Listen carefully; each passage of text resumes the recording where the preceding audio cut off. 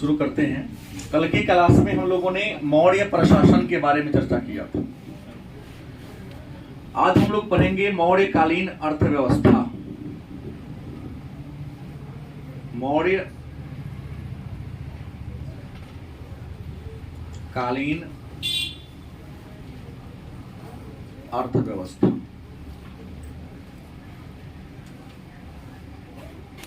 मतलब मौर्य साम्राज्य में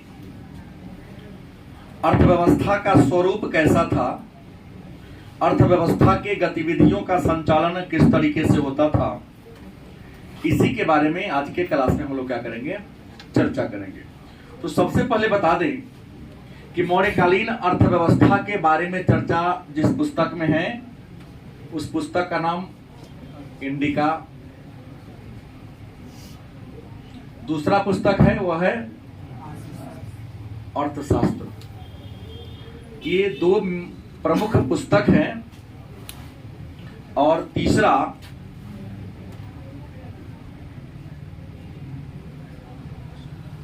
अशोक के अभिलेख। ये तीन ऐसे स्रोत हैं जिन स्रोतों की सहायता से हम लोग मौर्यकालीन अर्थव्यवस्था के बारे में, मौर्यकालीन सामाजिक आर्थिक व्यवस्था के बारे में हम जानकारी प्राप्त करते हैं। तो सबसे पहले हम बात कर ले हैं मौर्यकालीन अर्थव्यवस्था में हमारा जो चर्चा होगा वह होगा भूमि के बारे में। किसके बारे में होगा? भूमि। कि मौर्य काल में भूमि का स्वरूप कैसा था, भूमि के बारे में चर्चा कहां से देखने को मिलती है। तो आपको बता दें कि मौर्य काल में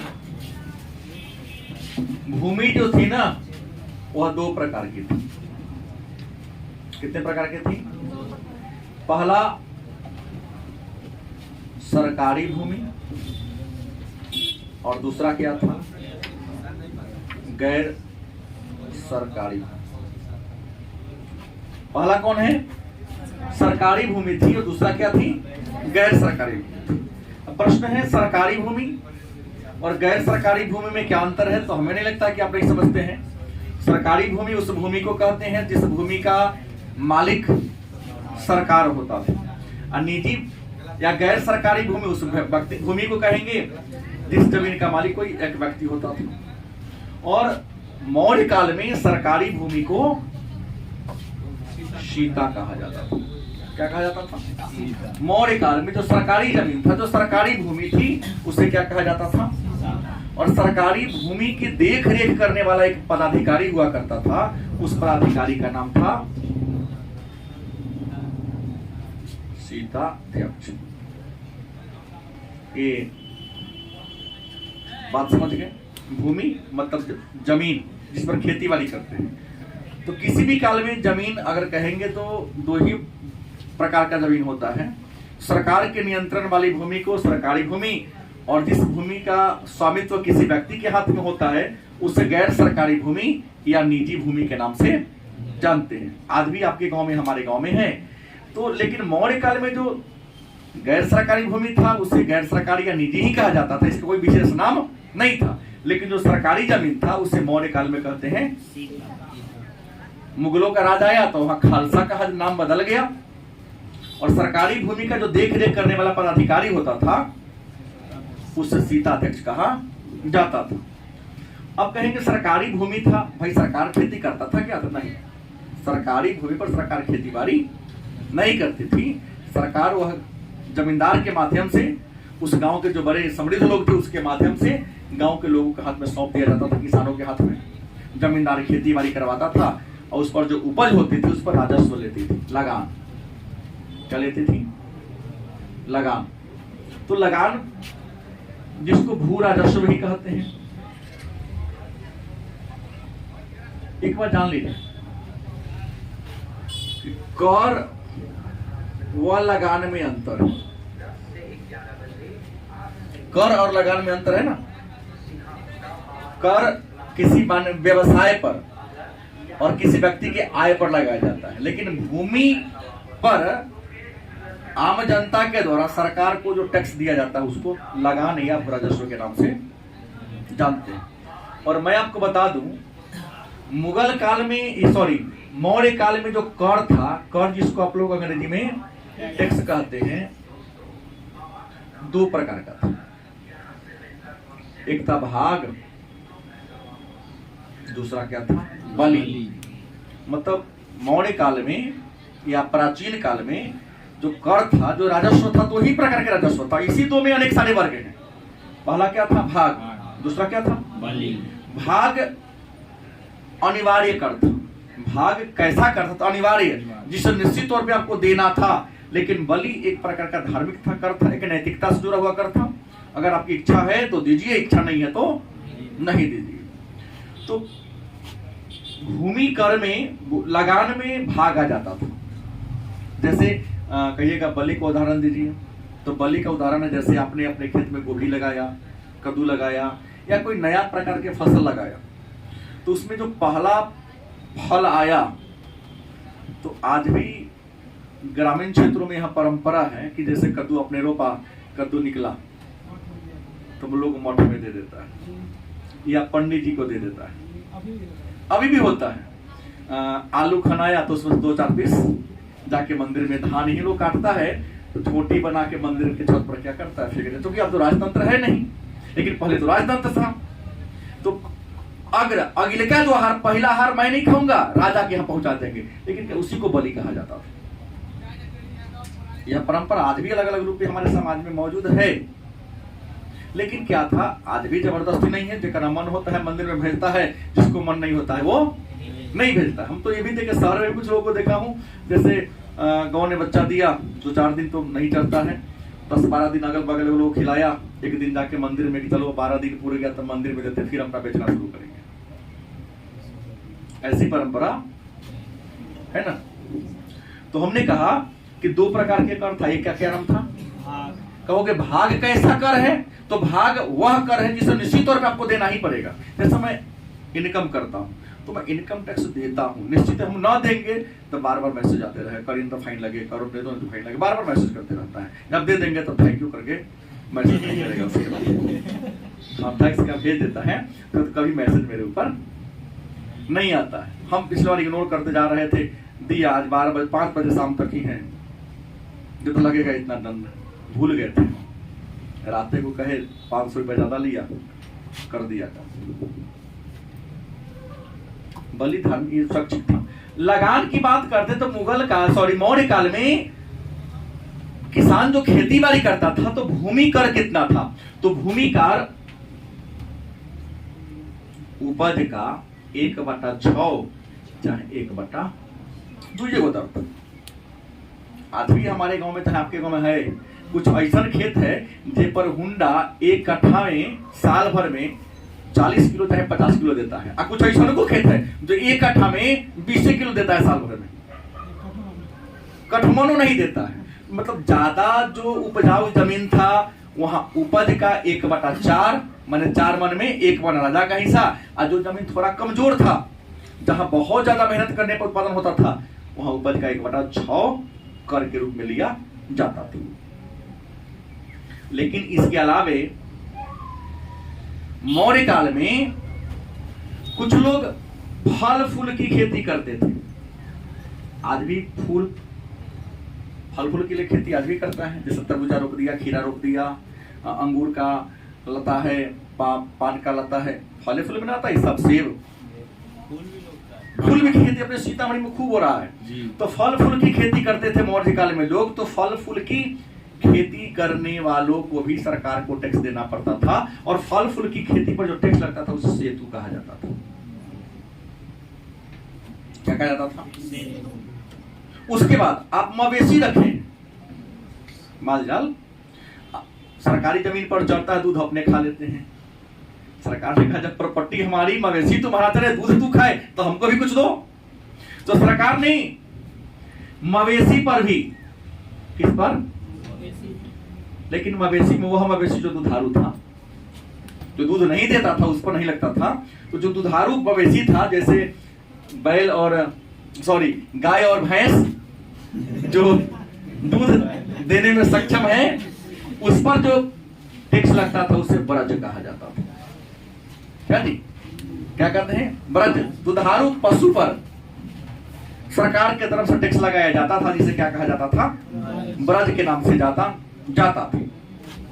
लेकिन इन कर के अलावे मौर्य काल में और भी राजा टैक्स लेती थी। जैसे कुछ ऐसा भूमि था जिस पर सिंचाई की सुविधा थी,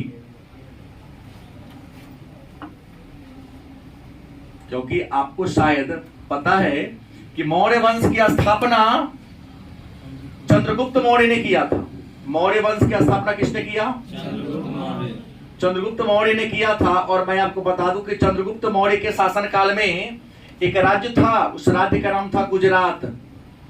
क्या नाम था, और गुजरात में एक पहाड़ था। गुजरात में क्या था, एक पहाड़ था। पहाड़ का नाम क्या है,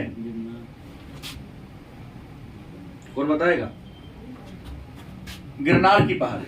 हाँ, गिरनार की पहाड़ी थी, जो गुजरात के सौराष्ट्र प्रांत जिला में पड़ता है। कहां पड़ता है, सौराष्ट्र। इस गिरनार की पहाड़ी से दो नदी निकलती थी। एक का नाम था स्वर्ण शिकता और दूसरे का नाम था पलाशिनी। इन दोनों नदी के पानी को रोककर चंद्रगुप्त मौर्य ने क्या बना दिया, एक झील बनवा दिया। झील तालाब भी कर सकते, झील भी एक प्रकार का तालाब ही है। लैंड लॉक्ड पानी अगर हो, चारों से गड्ढा में गड्ढा हो, पानी हो, उसमें से पानी निकलने का कोई साधन, हवा और धूप लगने पर ही पानी सूखे आ सकता हो, लेकिन निकलने का कोई उपाय, मतलब उसका उद्गम और मुहाना न हो, तो वैसे जलीय क्षेत्र को झील कहा जाता है। तो गुजरात के सौराष्ट्र प्रांत के गिरनार की पहाड़ी से निकलने वाली दो नदी स्वर्णशिखता और पलाशिनी नदी के पानी को रोककर चंद्रगुप्त मौर्य के शासनकाल में वहां का जो प्रांतपति था उसने क्या बना दिया, झील बना दिया। अशोक जब राजा बना तो इसी झील से नहर निकल दिया। मतलब इस झील का नाम क्या है, सुदर्शन झील। क्या नाम है, तो सुदर्शन झील का निर्माण कौन कराया, लेकिन सुदर्शन झील से नहर कौन निकलवाया, तो मौर्य काल में एक बात था, ये पूरे झील के इतिहास के बारे में चर्चा रुद्ररामन के जूनागढ़ विलेख में। इस झील से जो नहर निकला था, इस नहर से जो व्यक्ति अपने खेत में पानी पटाएगा, भाई नहर सरकारी है, सरकार ने बनाया, सरकार को खर्चा लगा है, आई नहर सब क्या करते हैं, पानी पटाते हैं।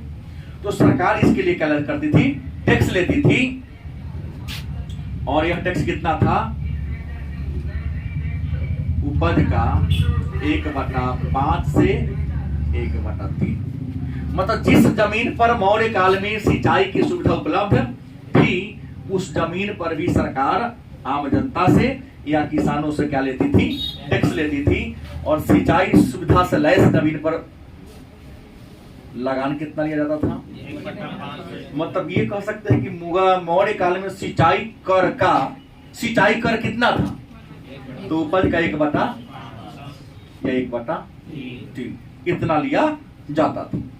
अब इसके अलावे किसान से तो सुविधा दिए नहीं, लेकिन किसान से टैक्स ले रहे हैं। तो वर्तमान समय में हमारे भारत सरकार के द्वारा किसानों को कम ब्याज की दर पर एक ऋण दिया जाता है, उपलब्ध कराया जाता है खेती बाड़ी करने के लिए, खेती के उपकरण खरीदने के लिए, खाद बीज खरीदने के लिए। उस सुविधा का नाम है KCC, किसान क्रेडिट कार्ड। माननीय अटल बिहारी वाजपेयी के द्वारा यह सुविधा 1999 ईस्वी में प्रदान किया गया। उम्मीद है सारे लोग इस बात को जान रहे हैं, सही बात है। आप में से कई लोग हैं, आप तो बच्चे हैं, आप लोग, आपके पिताजी लिए होंगे बैंक से। 4% मात्र ब्याज है, 1000 रुपया के साल भर में मात्र 40 रुपया ब्याज होगा,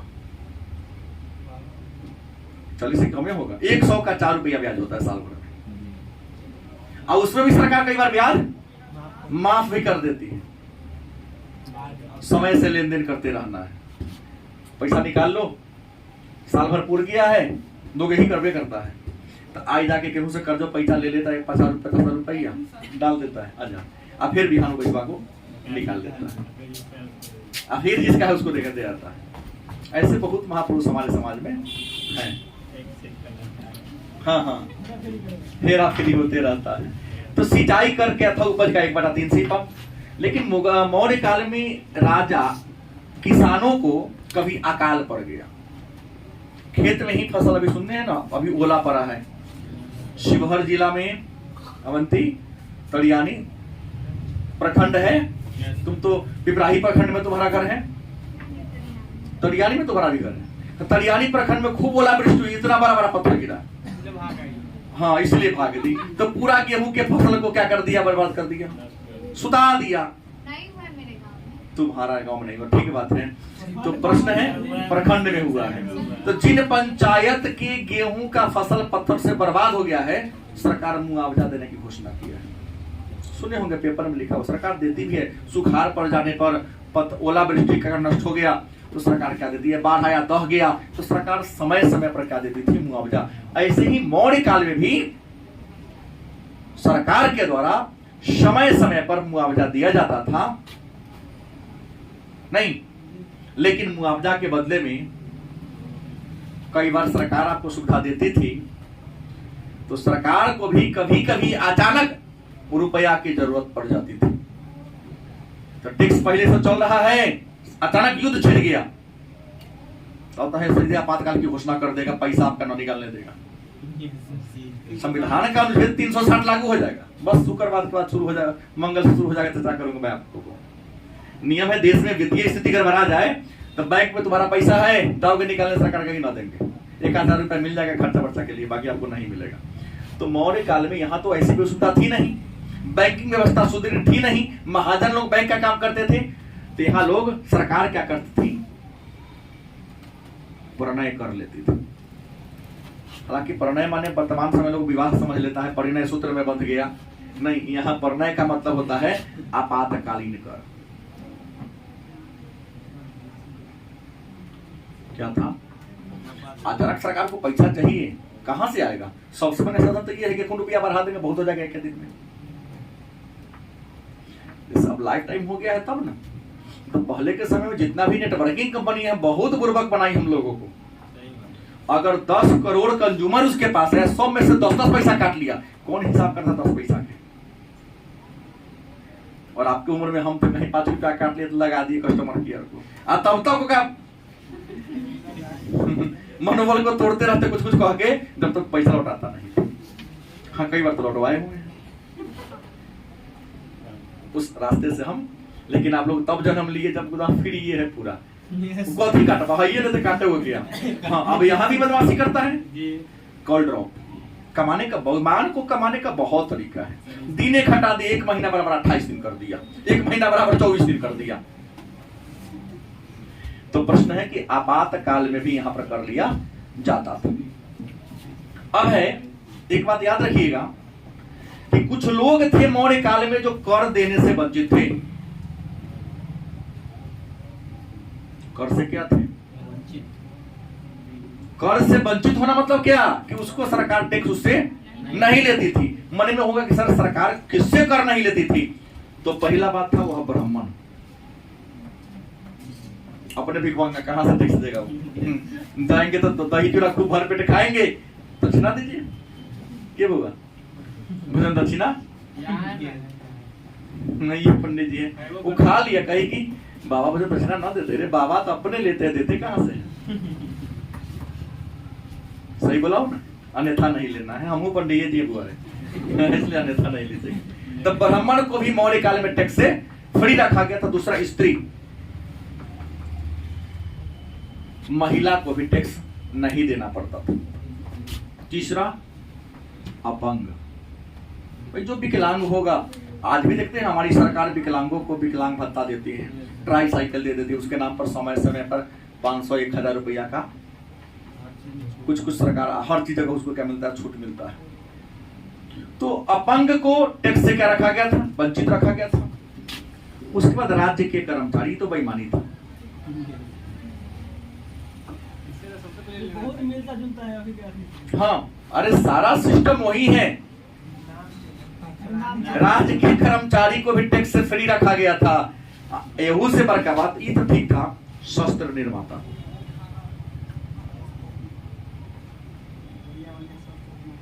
शस्त्र निर्माता मतलब तीर धनुष बनाने वाला, तलवार बनाने वाला, भाला बनाने वाला या कृषि के औजार बनाने वाले जो लोग थे, उन्हें कर से क्या रखा गया था?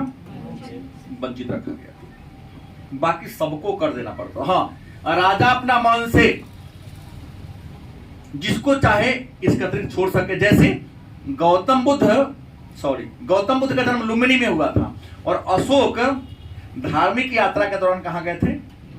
लुम्बिनी। तो अशोक ने लुम्बिनी का भूराजस्व क्या कर दिया था? घटा, माफ नहीं किया था, घटा दिया था, 1/8 कर दिया था। उपज का 1/, कहीं लिखा हूं ना, 6 या 4 लिया जाता था, घटा के कितना कर दिया? 8 कर दिया। माफ नहीं किया। माफ करेगा तो व्यवस्था कैसे चलेगी? गलत कि सही? ये तो हमने खेती बाड़ी के बारे में बताया आपको। खेती बाड़ी के बारे में आता है व्यापार के बारे में। क्या जानेंगे? आप लोग कहते हैं बिजनेस। व्यापार का मतलब क्या होता है? तो वस्तु का क्रय विक्रय करना। मतलब जहां पर कोई सामान ज्यादा है वहां से सामान को उठा लो, और जहां पर सामान नहीं है वहां पर जाके रख के बेच दो। माने अभाव वाले क्षेत्र में वस्तु को पहुंचाकर उसका खरीद बिक्री करना व्यापार कहलाता है। अगर शब्दों, छोटे शब्दों में कहें, क्या करना? क्रय विक्रय करना। किसका क्रय विक्रय? वस्तु या सेवा का क्रय विक्रय करना क्या कहलाता है? अब जिस जगह पर वस्तु को खरीदा और बेचा जाता है, मैं कोई जगह होगा ना जहां पर वस्तु को खरीदा और बेचा जाएगा, उस जगह को हम क्या कहते हैं? बाजार। दो बात हो गया, दो परिभाषा हमने दिया। व्यापार जहां पर वस्तु को खरीदा बेचा जाता है, और बाजार जिस जगह पर विक्रेता बेचने आता है और क्रेता, उस जगह को क्या कहते हैं? लेकिन प्रश्न है, तो मौर्य काल में ये जो व्यापार था, व्यापार कई प्रकार का था? तो व्यापार 2 प्रकार का था। मौर्य काल में कितने प्रकार के व्यापार होते थे? तो 2 प्रकार के। सामान मैं नहीं बोला, 2 प्रकार के व्यापार मौर्य काल में होते थे। पहला जो था आंतरिक व्यापार। क्या था? आंतरिक व्यापार। और दूसरा क्या था? बाह्य। इसको अन्य नाम दे दे, विदेशी। सब चीज वही है। आंतरिक को राष्ट्रीय व्यापार। जैसे मान लो ये पूरा मेरा देश है, तो अपने देश में 28 राज्य हैं। इस राज्य से उस राज्य, उस गांव से उस गांव, इस शहर से उस शहर। अपने ही देश का व्यापारी अपने ही देश के किसी भी कोना में सामान को ले आता और ले जाता है, बेचता है, तो उस व्यापार को क्या कहेंगे? लेकिन हर देश का एक सीमा होता है, उस सीमा को पार करोगे दूसरा देश में जाओगे। जैसे मान लिया ये मेरा देश है, ये मेरा क्या है? भारत। तो भारत के अंदर अगर हम व्यापार करेंगे, यहां से यहां, यहां से यहां जो व्यापार करेंगे, क्या कहेंगे? लेकिन इस देश की एक सीमा है, इस सीमा को अंतरराष्ट्रीय सीमा कहते हैं। इस सीमा को लांघ करके मान लो यहां पर आ गया पाकिस्तान, या ऊपर आ गया चीन, मान लीजिए आप। तो इंडिया के व्यापारी चीन में, या चीन का व्यापारी इंडिया में, इंडिया के व्यापारी पाकिस्तान में, या पाकिस्तान के व्यापारी सीमा को लांघ कर व्यापार करता है, तो इस व्यापार को क्या कहेंगे? बाह्य या विदेशी व्यापार के नाम से। अब कहेंगे सर आंतरिक व्यापार तो ठीक है कि घोड़ा पर, गधा पर, टायर गाड़ी पर लाद के लोग ले जाता था, लेकिन विदेशी व्यापार कैसे होता था? क्योंकि उस समय तो परिवहन के साधन और परिवहन के माध्यम तो विकसित था ही नहीं। तो मौर्य काल में या प्राचीन काल में जो विदेशी व्यापार होता था, आंतरिक तो स्थल मार्ग से होता था। किस होता था? लेकिन विदेशी व्यापार होता था मतलब समुद्र के माध्यम से, या नदी के माध्यम से, या नहर के माध्यम से किसी वस्तु को एक स्थान से दूसरे स्थान ले जाना ही जलमार्ग है। और मौर्य काल में अगर आप भारत का मानचित्र देखते हैं तो आपको पता ही होगा कि भारत के 9 ऐसे राज्य हैं। कितने राज्य? 9 ऐसे राज्य हैं जो समुद्र से सटे हुए हैं। समुद्र यहां से लेकर यहीं तक है ना, इधर है अरब सागर, इधर कौन है? बंगाल की खाड़ी है, अनिका तो हिंद महासागर भैया आप लोग जान ही रहे हैं। तो अरब सागर से भारत के कितने राज्य? 5 राज्य सटे हुए हैं। अरब सागर से कितने राज्य हैं? 5। जैसे गुजरात, यहाँ क्या होगा? महाराष्ट्र, फिर यहाँ हो जाएगा गोवा, कर्नाटक और केरल। और बंगाल की खाड़ी से कौन कौन सटा हुआ है? तो नीचा ले ले तो तमिलनाडु, आंध्र ले लेते हैं, ओडिशा ले लेते हैं और पश्चिम बंग। तो कुल मिलाकर देखा जाए तो भारत के कितने राज्य हैं जो समुद्र से सटे हुए हैं? 9 हैं। 5 अरब सागर से, 4 बंगाल की खाड़ी से। तो जब भी जो जलमार्ग से व्यापार होता तो मौर्य प्रशासन, आप जान लीजिए, इससे नीचा नहीं था, ज्यादा नहीं था, उत्तर भारत में ही था। तो उत्तर भारत में एक तो गुजरात मिलता है, कौन मिलता है?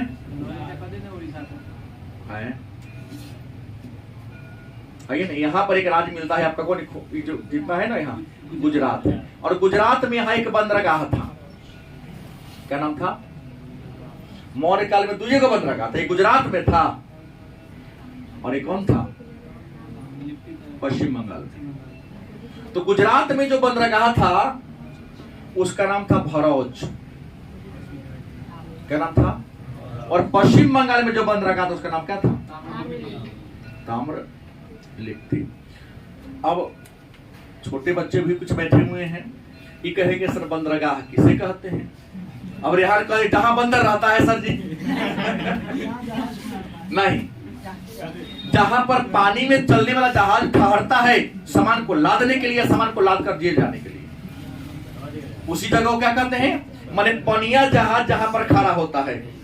जैसे बस रुकने के जगह को बस स्टैंड, क्या रेल के ठहरने के जगह को रेलवे स्टेशन, वैसे पानी के जहाज के ठहरने के जगह को बंदरगाह कहते हैं। और मौर्य काल में 2 ही बंदरगाह थे, पश्चिम बंगाल में या पूर्वी किनारे पर ताम्रलिप्ति, पश्चिमी किनारे पर ताम्रलिप्ति पश्चिम बंगाल में, भरौच कहाँ था? गुजरात में था। अब सवाल है, बंदरगाह तो हो गया, ये बात को जान लिए। तो अंतरराष्ट्रीय व्यापार में 2 बातें होता है, एक होता है आयात, दूसरा क्या होता है? अब मन में होगा कि सर अंतरराष्ट्रीय व्यापार में जब हम करते थे तो हम कौन कौन सामान दूसरा देश के हाथे बेचते थे, अब कौन कौन सामान बाहर से मंगाते थे? तो आयात का मतलब होता है मंगाना, निर्यात का मतलब होता है। तो मौर्य काल में आयात की वस्तु कौन थी और निर्यात की वस्तु कौन थी? तो आपको बता दें, आयात की जो प्रमुख वस्तु थी, अगर लिया जाए निर्यात पहले देखते हम भेजते क्या थे, तो भारत में तो काली मिर्च बहुत सामान है, हाँ, इलायची, दालचीनी, एक के बाद में कहा देते हैं गरम मसाला हमारे की कोई जो सब वही में मिलिए जाता है। हाथी दांत की वस्तुएं, जड़ी बूटी, औषधि, लेकिन कीमती पत्थर, सोना, चांदी, ये जो वस्तुएं थी हम मंगाते थे। और इंडिया से मसाला वाला सारा सामान क्या करते था भेजने का काम करते थे। सीधा वाला नेपाल से आता, इसलिए क्या होता है समझता है, हाँ करते थे, कपास निर्यात करते थे। अब सवाल है, तो ये मौर्य काल के कुछ प्रमुख शहर भी थे और कुछ बड़े बड़े बाजार थे। तो आपको मौर्य काल के प्रमुख शहर में सबसे पहले असर तो पटना का जाएगा, मथुरा का हो जाएगा, उज्जैन का आ जाएगा, काशी आएगा। और मौर्य काल में एक जगह था बंगाल, जिसको बंग भी कहते हैं, वो मलमल के लिए फेमस था। मलमल सूती कपड़ा का सबसे उत्तम किस्म था। और आंतरिक व्यापार कति से होता था? स्थल मार्ग से। और स्थल पर इंसान को चलने के लिए बनाई गई चिन्ह को सड़क कहते हैं। पूछेगा ना कि सड़क किसे कहते हैं? भाई हर चीज का डिफिनेशन होता है, हम नहीं जानते, वो अलग बात है। भूमि पर इंसान को चलने के लिए चिन्ह बना हुआ है, नहीं खूब ऊंच हो गया, चौड़ा हाईवे कह दिए थे कमजोर है तो ये हो गया 2 लेन 3 लेन हो गया। तो भूमि पर इंसान को चलने के लिए, गाड़ी को चलने के लिए, वाहनों को चलने के लिए, मवेशी को चलने के लिए जो सब चिन्ह बनता है, उस चिन्ह को क्या कहते हैं? हम सड़क के कई वर्ग होते हैं, वो अलग बात है, मैंने सड़क का डेफिनेशन दिया। तो मौर्य काल में जो सबसे महत्वपूर्ण सड़क थी, वह सड़क थी नंबर 1 में तक्षशिला से पाटलिपुत्र। मौर्य काल में, जैसे आज भारत का सबसे लंबा जो सड़क है उसका नाम है NH-44, है ना। पहले NH-7 था, लेकिन अब क्या हो गया? NH-44 सबसे बड़ा लंबा है।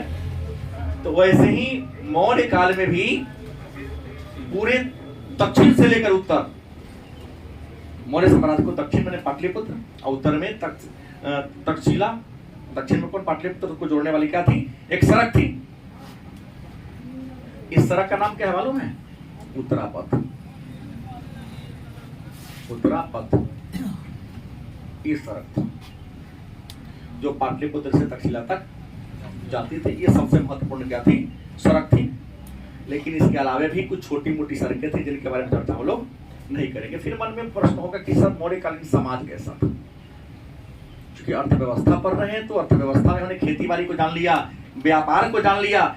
और लोग जीविका के लिए खेती बाड़ी ही करते थे, पशु भी पालते थे, और हमने कहा व्यापार भी करते थे। और व्यापार के अलावा उद्योग था, तब ना सूती कपड़ा का हमने कहा बंगाल प्रसिद्ध है। सूती कपड़ा सबसे बड़ा उद्योग था। यहाँ सबसे बड़ा उद्योग था क्या था? कपड़ा में कौन कपड़ा? सूती कपड़ा का उद्योग सबसे फेमस था। और सूती कपड़ा के लिए बंगाल ज्यादा फेमस था। उसके बाद काशी भी था, लेकिन बंगाल सबसे आगे क्या था? फेमस था। अब समाज की बात करते हैं कि मौर्यकालीन समाज कितने वर्गों में बांटा था। तो भले ही आज तो हमारे राजनीतिक लोग समाज को जातीय धर्म के नाम पर तोड़ दिए हैं, लेकिन मौर्य काल में अगर समाज की कहें तो समाज का वर्गीकरण उतना विकसित नहीं था। समाज 4 वर्ण में बटा था। कितना वर्ण में? 4 वर्ण। अलग बात है कि जाति व्यवस्था का विकास हो चुका था, लेकिन जाति व्यवस्था उग्र रूप धारण किया गुप्त काल में। गुप्त काल में जाके जाति व्यवस्था पराकाष्ठा पर आ गया। लेकिन मौर्य काल में हमारा जो समाज था 4 वर्ण में, और मैंने कहा कि 4 वर्ण में पहला है ब्राह्मण, दूसरा है क्षत्रिय, तीसरा कौन है? वैश्य, चौथा कौन है?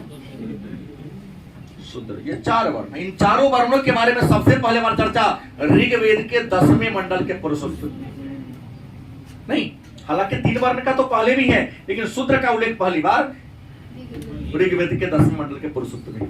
राजा से अपेक्षा की जाती थी कि जो वर्णाश्रम व्यवस्था है इसका क्या करे? रक्षा करे। लेकिन एक बात है कि जैसे आजकल कुछ लोग जो हैं जो अफवाह फैला रहे हैं ना, ये बात वो बात है, लेकिन अर्थशास्त्र में कहीं भी नहीं लिखा गया है कि चारों वर्णों को सेना में नहीं रखा जाएगा। अर्थशास्त्र में स्पष्ट लिखा हुआ है।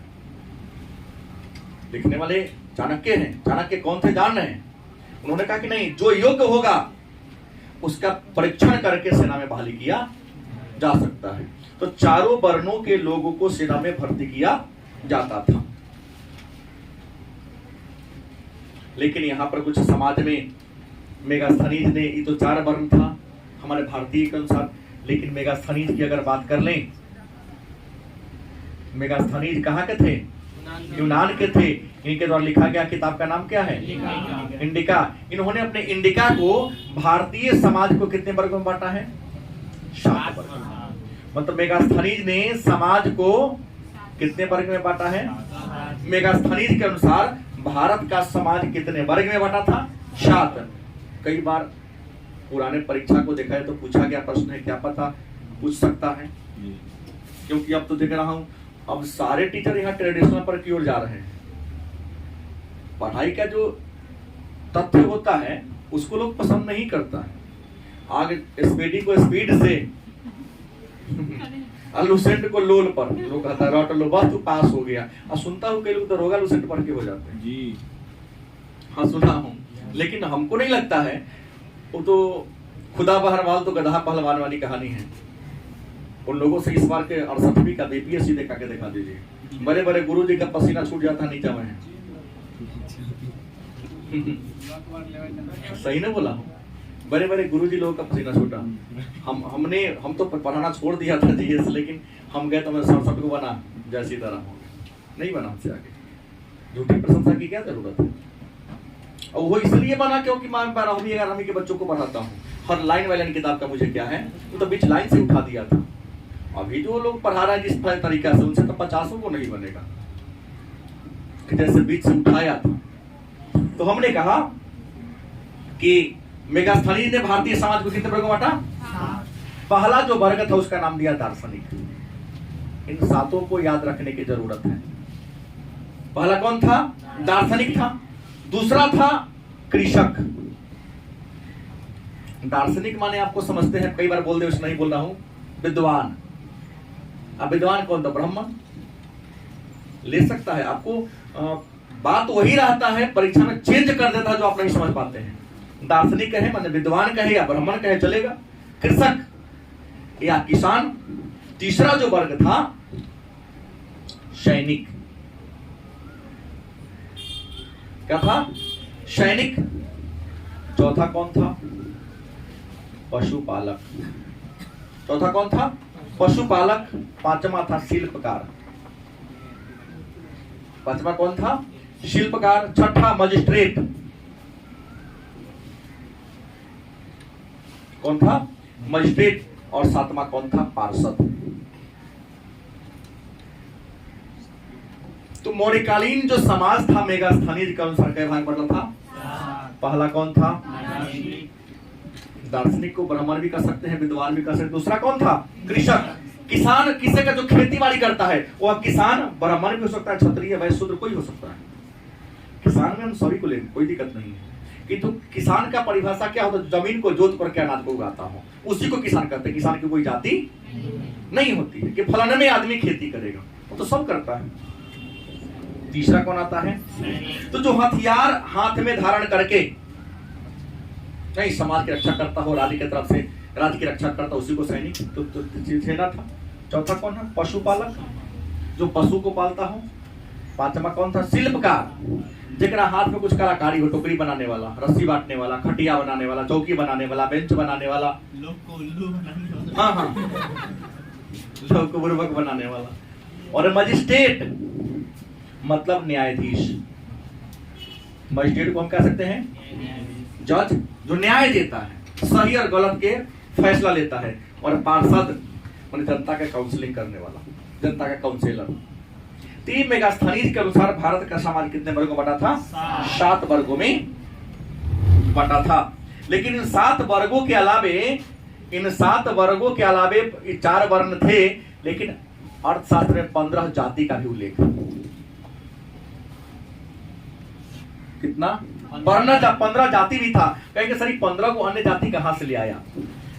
तो 15 जाति मैं कहीं से तोड़ के नहीं लाया हूं, क्योंकि मौर्य काल में एक परंपरा विकसित हो गई थी। उस परंपरा का नाम था अनुलोम एवं प्रतिलोम विवाह। क्या था? अनुलोम और प्रतिलोम विवाह। अब कहेंगे सर अनुलोम विवाह क्या है? तो अनुलोम माने नीति के अनुसार, नीति के अनुकूल, नीति के अंदर। अब प्रतिलोम नीति के विरुद्ध, कानून के विरुद्ध। अब कहता अनुलोम विवाह क्या है?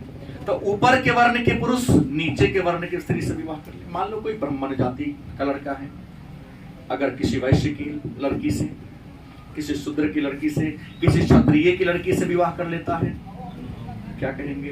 अनुलोम कहेंगे। लेकिन मान लो शूद्र वर्ण में कोई लड़का पैदा हुआ, अब ब्राह्मण की लड़की से, माने अपने से ऊपर के वर्ण की लड़की से या जाति की लड़की से विवाह कर लेता है तो, और इनसे जो संतान पैदा होता उसको अलग जाति होती थी। क्या जी? उनकी जाति क्या होती थी? अलग होती। तो वैसे अनुलोम और प्रतिलोम विवाह के कारण चारों वर्णों के अलावे अर्थशास्त्र में 15 अन्य जातियों का उल्लेख किया गया है। अब ये बात हो गई। हालांकि हमने अभी आपको पढ़ाया नहीं है, क्योंकि मैं बहुत पीछे हूं अभी, एक दक्षिण भारत का राजवंश है सातवाहन वंश, जिसने भारत में जमीन दान में देने की परंपरा शुरू की। लेकिन याद रखेंगे, सातवाहनों ने जमीन ब्राह्मणों को दान में नहीं दिया था, बौद्ध धर्म के विद्वानों को दिया था। ब्राह्मण लिखा नहीं होगा, अब गौर से पढ़िए, सातवाहनों को दिया था लिखा होगा। लेकिन अब पूजा पाठ पंडित जी कराते हैं तो आ गया पंडित जी लोग दान मांगते नहीं। भारत में जमीन दान देने की परंपरा सातवाहन वंश के राजाओं ने किया था, और सबसे पहला जो महारानी थी सातकर्णी प्रथम की पत्नी नागनिका ने दिया था। लेकिन उसने जिसको भूमि दिया तो बौद्ध दार्शनिक को दिया। गलत से नानाकाटा विलेख में चर्चा है। लेकिन मौर्य काल में ब्राह्मणों को जो जमीन दान में दे दिया जाता था, तो ब्राह्मण को दान में दी गई जमीन को ब्रह्मदेय कहा जाता था। वो दोनों में संतान उत्पन्न होता था, उसको क्या कहा जाता था? अलग अलग नाम था, सबका नाम नहीं बता पाऊंगा। दो चार का अम्बष्ट है, किसी को चंडाल कहा जाता था। जैसे अगर मान लो शूद्र पिता है और ब्राह्मण माता है तो उसके संतान को चंडाल कहा जाएगा। हाँ, सब पुरा के उल्टा सीधा पुरा के सब क्या है 15 को बना दिया। तो ब्राह्मणों को मौर्य काल में कुछ जमीन दान में दिया जाता था, उस जमीन को क्या कहते हैं? ब्रह्मदेय।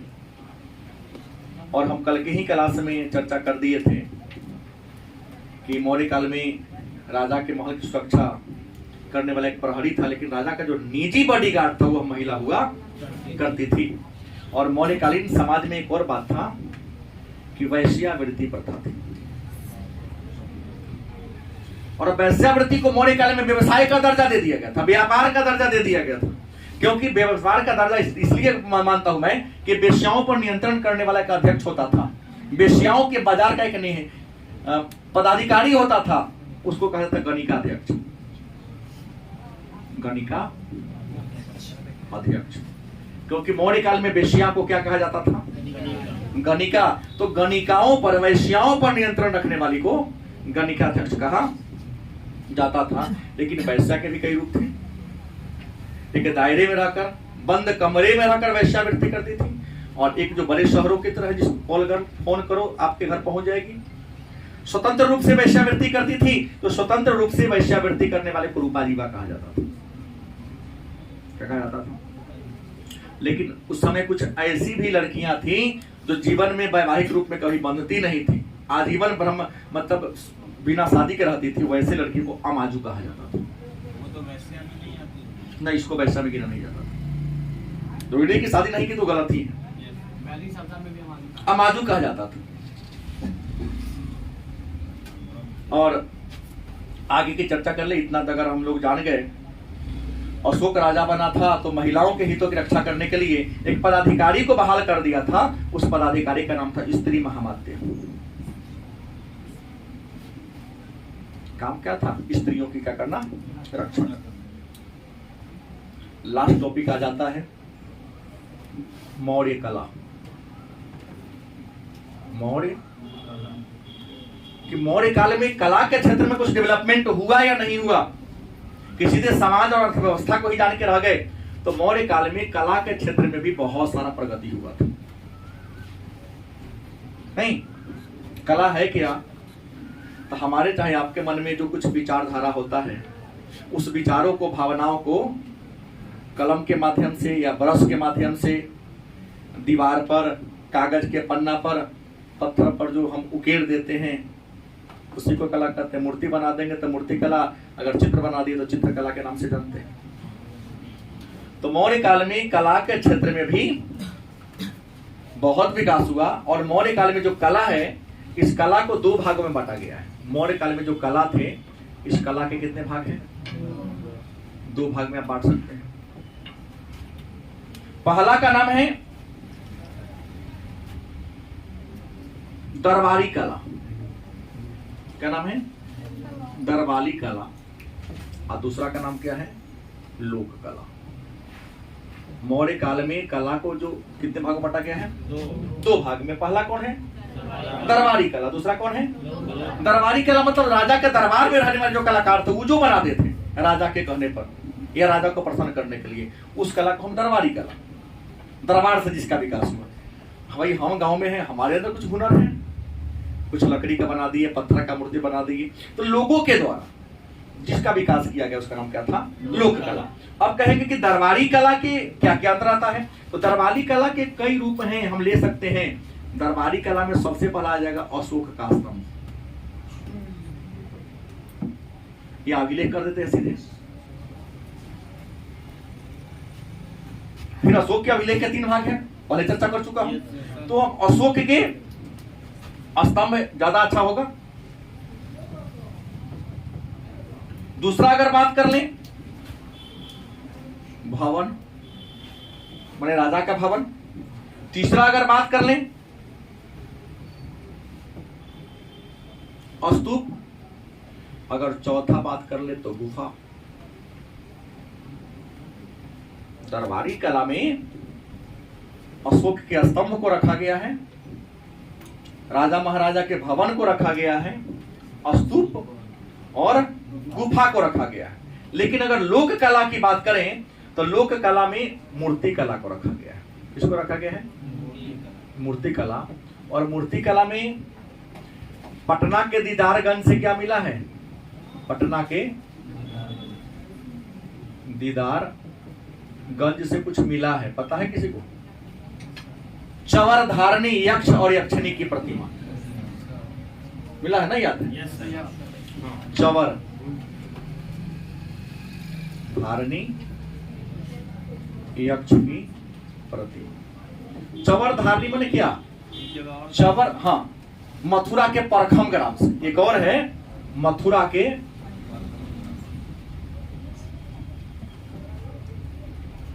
चवर क्या होता है? तो सिनेमा में लोग टेलीविजन में देखे होंगे, राजा महाराजा बैठा थे, वो पंखा न डोला बैठा, उस पंखा को चवर कहा जाता है। एक ऐसी मूर्ति में जो हाथ में पंखा डोला रही है, पत्थर की मूर्ति है। विद्वानों ने अनुमान लगाया कि शायद राजा महाराजा के दरबार में ऐसी कोई थी। अब राजा पे उसमें पंखा तो था नहीं। अब बहुत पहले की बात, शिवा रजिस्ट्री ऑफिस में एक बार गया था, देखा क्या था, ऊपर खंभा में तो 4 गो चटैया बनल था। क्या बनल था? ऊपर बरेरी जो कहते हैं, मतलब चटैया बनल था, रस्सी था, एक आदमी केना खींचता था फिर छोड़ देता था। और उससे क्या था कि रजिस्ट्रार साहब को तो हवा लगती ही थी, और उस हॉल में पूरे को हवा खींचने के लिए आदमी था। बहुत दिन तक, हमको लगता है 2007-8 तक वो व्यवस्था थी। जब नया बिल्डिंग बना तब एयर कंडीशन लगा ना, तो वही लाइन कट गया तो उसी को लोग झुलाता था। तो अपने पिताजी से पूछना, ठीक? सर जी बोले देखे आप कभी? मैं तो देखा हूँ, चटैया बनल था, उसमें कपड़ा लगा दिया था। क्या वो तो महीना लेता था? एक बार झुला दिया, 2-3 बार झूल रहा है, फिर बैठा है, फिर खींच दिया, फिर झूल रहा है, उसी से तेज हवा चलती थी। तो ये था। अब अशोक के स्तंभ की बात करें तो हमने जो अशोक के स्तंभ की बात, सबसे बड़ी विशेषता यह थी कि एकाश्म पत्थर का बनल था। अशोक का स्तंभ किसका बनल था? माने एक ही पत्थर का था, लेकिन बड़ी लंबा था। और अशोक का जो भी स्तंभ बना है वो उसका पत्थर कहां से आता था? तो राजस्थान के चुनार से आता था। कहां से आता था? और अशोक का जो स्तंभ था, हमको पता है कि आप लोगों को पता होगा, फिर भी बता ही दे रहा हूं। इस स्तंभ के 3 भाग थे। अशोक का स्तंभ ऐसा नहीं था ना, पिलर, लेकिन पिलर के कितने भाग थे? अशोक के स्तंभ के 3 भाग थे।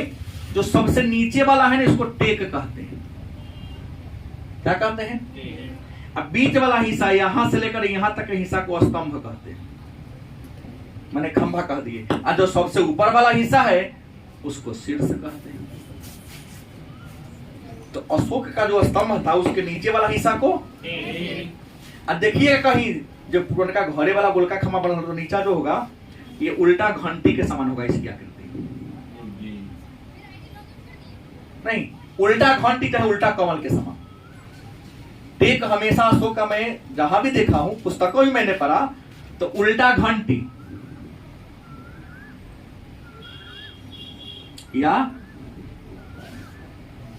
घंटी भाई ऐसे होता है, क्यों हुआ? बीच में ऐसे डोलाओगे, उसको ऐसे कर दो, उल्टा के ऊपर खंभा निकाल दिया, बीच में तो सीधा खंभा की तरफ है, और ऊपर कथी है? तो अशोक के जितने भी स्तंभ मिले हैं, या तो इसके शीर्ष पर आपको मिलेगा बैल, या हाथी मिलेगा। क्या दूसरा कुछ मिला है? नहीं, हम तो यही देखे या तो बैल मिला है, नहीं तो नहीं तो शेर की बाघ। हाँ शेर मिला है।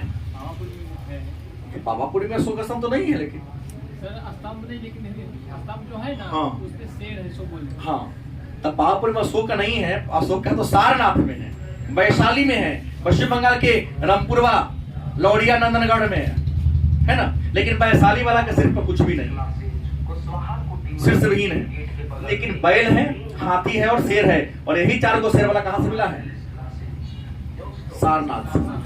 और अशोक के स्तंभों में सबसे सुंदर और सबसे बड़ा सारनाथ वाला है, जे पर चार गो शेर के फोटो है, चारों चार दिशा दिखता तीन को है, लेकिन है कै गो? लेकिन बता दे यही तीन को फोटो है। एक आध जगह पर मोर भी मिला है, एक आध जगह पर क्या मिला है? लेकिन कहिएगा कि मयूर तो इसलिए लगाया क्योंकि अशोक मोर पालने वाले खानदान में जन्मे थे। लेकिन बैल, हाथी, शेर काहे लाया? याद रखिए, कलिंग के युद्ध के बाद अशोक ने बौद्ध धर्म को अपना लिया। और चाहे बैल हो, चाहे हाथी हो, चाहे शेर हो, शेर बुद्ध के समृद्धि का प्रतीक है, हाथी उनके गर्भ में आने का प्रतीक है, और बैल जो है उनके यौवन अवस्था का क्या है? मोर काल में तो ये मोर को मारा भी जाता था। हमारा किचन में नियम था कि प्रतिदिन 2 को मोर को हत्या करना है। हिरन को भी मतलब। हाँ, कोई बात नहीं है। आज इंसान क्या नहीं करता, जो मछली खा लिया सब कुछ खा लिया।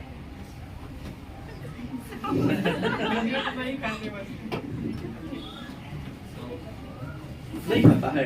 अब समुद्र में, नदी में, पोखरा में किसी के इंसान को मार के फेंक दिया, मछली है तो उसको नोच नोच के खाता ही होगा। आज सबसे बड़ा चोर ना इतना गंदा चीज खाता जगह नामो नहीं लेने में हम खराब लगता है, और फिर भी उसको हम खा जाते हैं। मानव क्या है? सर्वाहारी दानव हो गया। भवन माने के घर।